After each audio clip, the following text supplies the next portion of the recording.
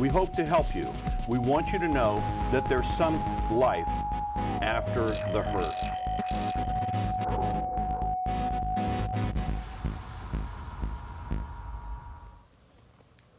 Hello again.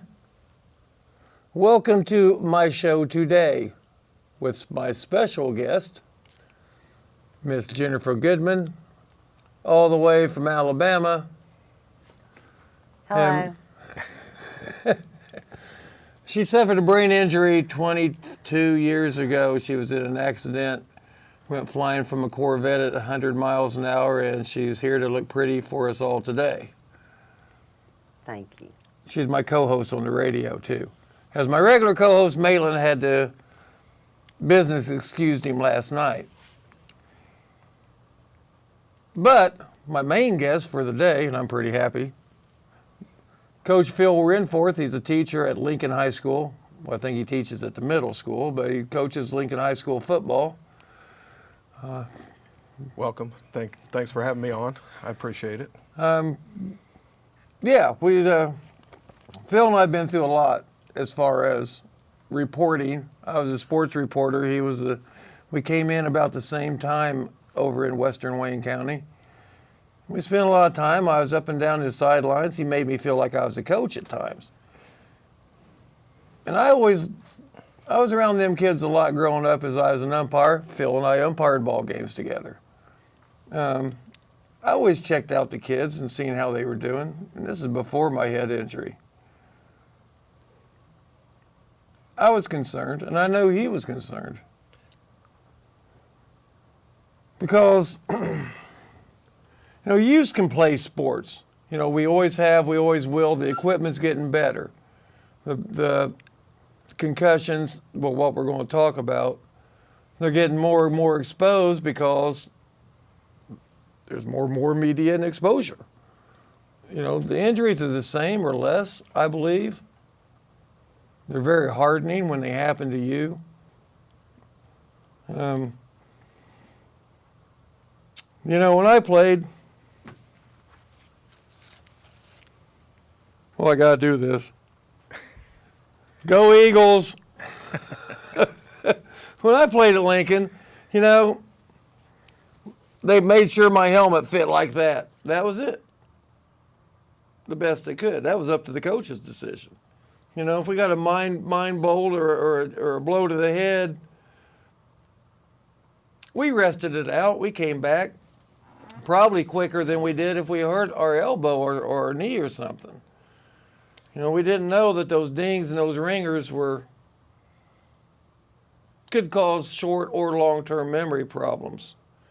That's because we've studied the brain so much more in the last 10 years. I'll go 10 years. Not every kid, you have a concussion, you don't have to necessarily be knocked out. You get a mind jolt, you get your head jarred. Your brain starts swimming around inside your skull too fast, and your skull's ripped inside. It'll rip the vertebrae. Tendons. I think I'm looking for veins. Veins. I love the editing part of this show. But, that's where a lot of bleeding of the brain comes from, is because your skull basically has little spines in it like that. And it's ripping your arteries and your veins in your head. That's where the bleeding comes. It's got all these big, long names for it. Bottom line is it's bleeding. It's going to cause you big problems. It's inside your brain. So you do have to keep your check on your kids that are playing athletes. You also have to keep your check on your kids that's in the backyard just playing. Boys wrestle around. They bang each other's head in the ground. They get up and run. It's not all sports, and I'm really a little disappointed in the way that direction is going, that people want to cancel this or wrestling or, I've seen some high school wrestlers who's been tremendously good athletes. I've also seen them picked up and slammed on a mat in Newcastle High School. Knocked them out, ruined their career. He was just a wrestler. He was strong. And there's many ways that can go too. Like I say, I know, Phil, you teach at the middle school, and that's beyond football injuries, stuff like that. You can just see kids that are a little different from maybe a personal beating they took at home when they were younger, or, you know, things that are not talked about, just you see in your own eyes. Well, we see a lot of different, injuries to kids that have happened that from various reasons, either sports related sometimes or something that's happened at home, like you said. And it does affect them in the classroom as well. And really over the last 10 to 15 years, there's been, like you said, a lot more focus on brain injury and concussion and things like that, not only in sports, but as it affects kids in the classroom as well. And as a teacher and a coach, I see that occasionally with kids and understand that, it's not anything that they want to do. There's certain things that happen when you have a concussion or when you have a brain injury that, you just don't learn like you did before. Right. Well, I mean, you've been a teacher for a little while. He's not that old. But, you was an assistant coach at Carnesville High School for, 14 years? 14, You yes. came to Lincoln. You've been at Lincoln for, 15. I was going to say, about the same amount of time, Yeah, and getting ready to- going strong. Getting ready to start my 16th season as the head coach at Lincoln. So And the best head coach Lincoln High School's ever had. I've been around a bunch of them, and I'm not going to mention them. you're going to make me blush. But he has the most winning record that Lincoln ever had, and Lincoln football is Lincoln football. The kids are only going to come out so often and play. They're going to sit on the couch. This man works hard to get them out. I think you ought to get your kid off the couch and come play football. I said that when I was a sports writer.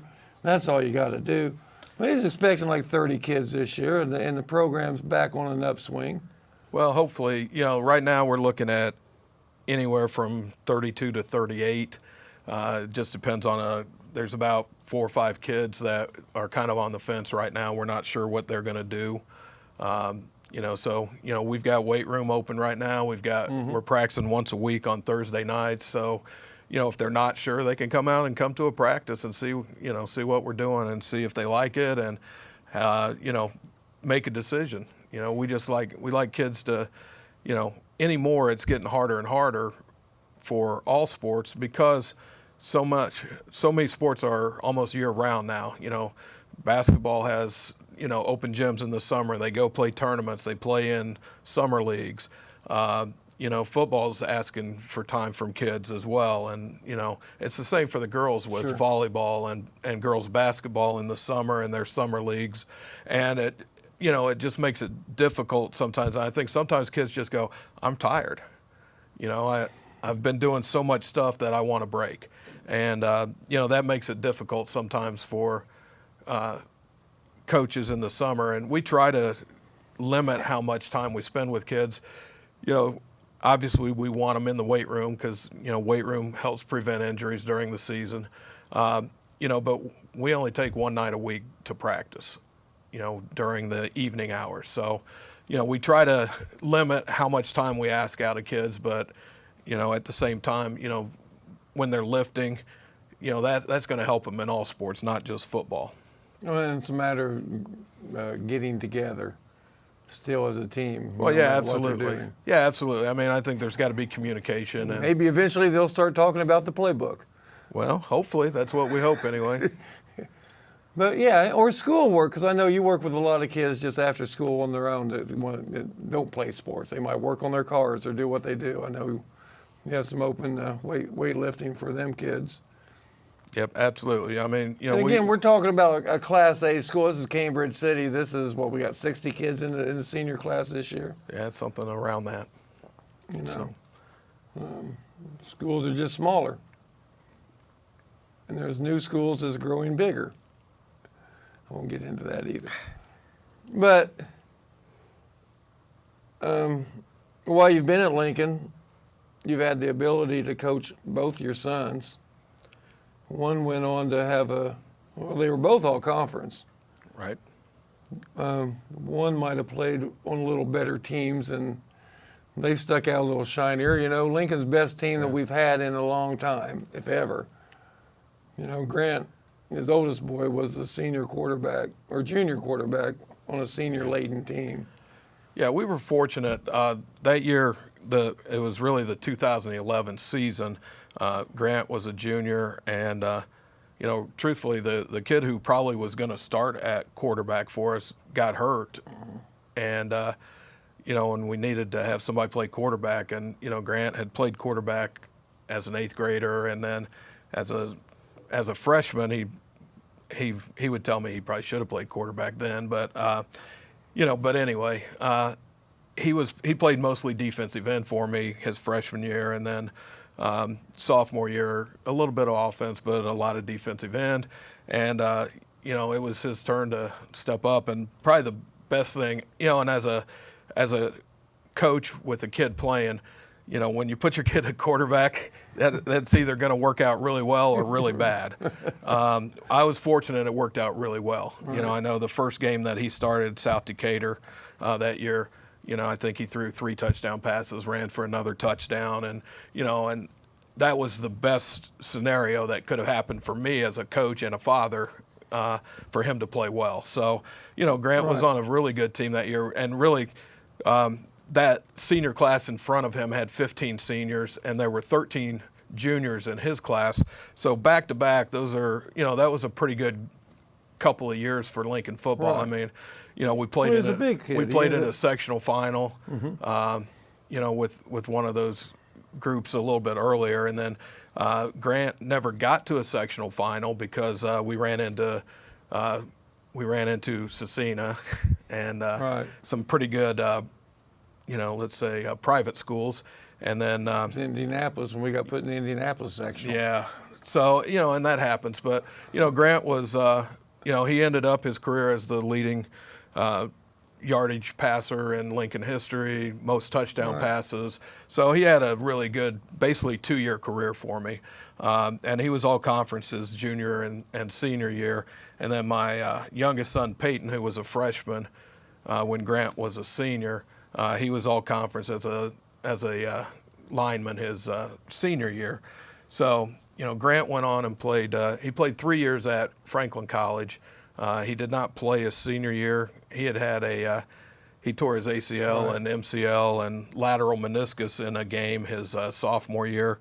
Tried to play one more year, and it was too much for him, which is fine.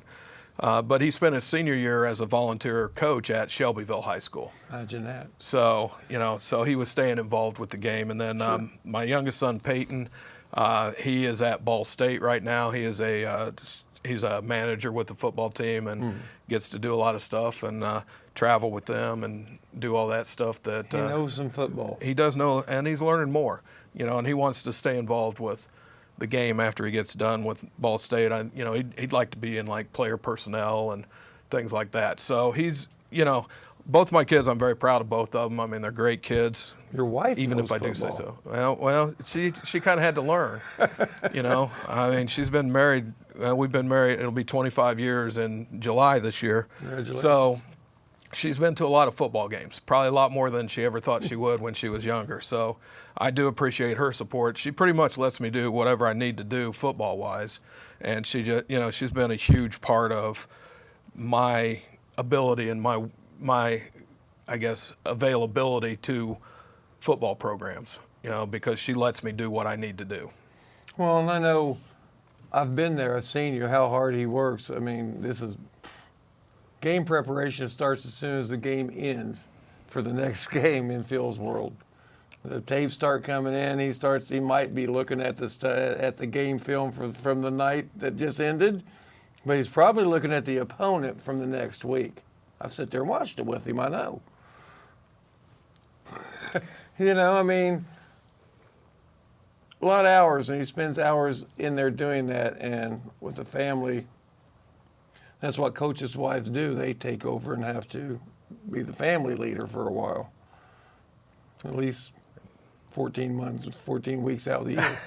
Yeah, at least that long. I know she, and it's hard. It was better when the kids were older and they could come to practice with me or come to games with me and so forth. I know when they were newborns and so forth, both of them were born at kind of bad times. I mean, Grant was born in September, so that was right at the beginning of a football season.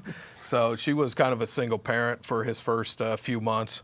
And then I was actually coaching wrestling in Connorsville when Peyton was born. So, I was in the middle of a wrestling season. So she got to be mother and father and bus driver and all that for a few months with both of those kids. So, it's when you think about what she had to sacrifice to allow me to do what I wanted to do, it's pretty impressive. I mean, and that's, I guess that's what being in a relationship's supposed to be. Faith, family, and football. There you go. That's a Lincoln motto. To which those are new Lincoln jerseys for the upcoming season. And get back to concussions. You guys do baseline on all your kids. Yeah, absolutely. When we get Baseline's started a in test. August, people from Reed Orthopedics will come in and there's a computer test that they do to get baseline data on their cognitive functions, how well they can remember things, how well they can, pick out shapes and things like that. So it gives at least the doctors an idea of where they're at, with their brain, with their neurology and so forth, so that when we have a possible concussive incident or whatever, they can be tested again and they can compare that result from that test to their baseline test to see where they're at in terms of where they were and where they're at now. And that helps the doctors, obviously it helps them determine whether or not, they've recovered or they need more time to recover or whatever it takes to make sure that the kids are ready to go back into a contact situation. I know the IHSAA has focused more recently in the last half a dozen years or so on concussions because they come, again, it's media driven. I personally know from in the Tri-Eastern Conference as well, I knew all the coaches and I watched them. I watched Phil. If a kid was a little bit dipsy coming off the field, he came off the field and he stayed off the field. You guys have done that for a long time. Well, I really think, with when Gary Lehman was the athletic director when I first came to Lincoln and then with Rob Bills, I think we're all on the same page in terms of, our number one priority is the health and well-being of kids. Mm-hmm. And I've told, parents and I've told anybody that wants to listen that, I'm going to treat their kids like they were mine. Both of my kids had a concussion once during high school football. It's going to happen. Okay, and it does happen occasionally. Not every kid that plays will get a concussion. But we went through all the protocols for concussion and we made sure that they were ready to return to the lineup and, before we ever put them back in a game or in a practice situation. So, I think from taking care of kids, I think we've always been at the forefront of any legislation that's come out of the IHSAA or information from, doctors groups or whatever. I think we've always been, like I told you before, I think we've always erred on the side of caution with kids, and as well we should. I mean, you got 14, 15, 16-year-old kids, they got a long life ahead of them. They don't need something screwy happening to them. No. That doesn't have to. To where the old protocol was pretty much shake it off. Well, yeah, I mean, I guarantee you, I know when I played college football at DePaul University, I guarantee you I had a concussion, on a kickoff return. Kickoff return, and, within 20 minutes I was back in the game for another kickoff, So some people would say that would explain a lot about me, right. But at the same time, it was different in 1982 and 83. Right. It was a lot different. We didn't know as much about brain injuries. And, whether, I think sometimes it gets overhyped and it's, they make it out to be, they make football out to be the villain. but it's every sport. It's, you know, walking down the street. It's playing basketball. It's soccer. You know, there's inherent dangers in there. It's gymnastics. For crying. I mean, you know, girls can fall off the high beam and crack their head on the side rail that's holding it up. Cheerleading. Cheerleading. Jennifer was a That's another cheerleader. good one. Yeah.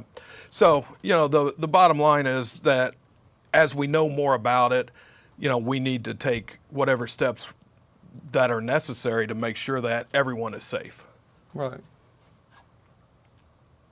I don't know if you can get a concussion in high school bowling or not. I suppose if you slipped on the lane. Yes, so you can fall over. So, like the Big Lebowski, somebody hit you with a ball in the head. But, you know, anything you'd like to cover about that I've missed or you want to? I just really appreciate, you know, the fact that, you know, even though, you know, you say, you know, we've done pretty well at Lincoln, for Lincoln. Well, I want to do better than that. You know, I want to be good every year. I want, you know, and it can happen. You know, you look at some other schools around that, you know, at one point, you know, they had the longest losing streak in the state, you know, and now they've, you know, that same team has won 4 straight conference championships. So, Right. you know, it's just a matter of, you know, finding a way to get kids involved and get kids active. And, you know, it doesn't hurt if you get a lot of move-ins and things like that too. But, you know, the idea is just getting kids active. And, you know, as parents. You still got to get them active. Yeah, as parents and, you know, and even as peers, you know, our best recruiters can be our own players. You know, get your buddies out there. Tell them, you know, you enjoy playing football. Make sure that they understand that, you know, we're out there trying to not just create big, huge, behemoth football players, but we're creating better athletes and really kids that are involved in athletics and other activities within the school are usually better Right. students as well. Well, and this is nothing against cross country or track or anything. I know they put in a lot of effort and a lot of miles and all that. But if there's 35 people on your track team and you're a small school, how much are you really going to get to participate? Well, I don't know. In football, 22 spots each and every play. Well, it'd be great. I would love to be able to say that we are able to 2 platoon everything, and you know, at this point we can't do that. But you know, I'm gonna tell you, you know, those teams that are being successful and moving deeper into the playoffs all the time, you know, they're the teams that have kids involved, and they have, you know, 35 to 50 kids, I'm getting stronger. and they're playing. You know, they're not playing, you know, they might be playing 4 or 5 kids both ways, but I'm playing 9 or 10. And that, you know, that wears on kids over the course of 48 minutes in a game when you're getting pounded on every play. So I can remember you had Brandon Miller was a running back, and them kids from Union City, he gained like 300 and some yards that night on him. I remember in the fourth quarter, them kids, they were like, no, don't run my way. yeah, we've I been felt pretty bad for them. I mean, they just had been run over so Well, many we've been times. pretty fortunate. We've had some pretty good athletes at Right. times, and you know, you mentioned Braden Miller, and you know, he was the first athlete that I had that had a 300-yard rushing game. I've had a couple since then, and really over the course of time that I've been here, you know, I'd like to think I've gotten better as a coach and learned how to do things a little bit better, but. You know, I know even way back when, 2005, Dusty Chambers was my first 1,000-yard rusher I had. You know, and since that time, it's, you know, right now the record, believe it or not, kid that wasn't even a running back the year before, Ben Birch, he set the school record with 1,842 yards. And he had to Peyton's step senior in, year. He had to step into a spot. Yeah, so, you know, that's you know, just like everything else, you know, when things happen, you got to adapt and overcome. You know, we had who I thought was going to be my primary running back broke his ankle in the scrimmage. And, you know, Ben stepped in and did a great job for us. So, you know, we've had some really pretty good athletes over the years at different times, you know, and it's always nice when you can get them in a group. That makes you look a lot better as a coach, believe me. Right. Well, Phil, I appreciate you being on the show and giving us a little insight into, you know, middle school, efforts and football efforts at the high school level. I mean, strong efforts. I was around Lincoln High School a long time. There's not always a lot to work with, but there's good people to work with. And that's what you need to be doing. Well, I appreciate the opportunity to be on here and talk about concussion, talk about sports in general, and I do appreciate it. Thank you. Oh, well, you're welcome. That's talk on my show like you're talking to me, except I'm a little more nervous. Jennifer, you want to close out? Thank you. You're welcome. Have a good day. Thank you. Have a good day.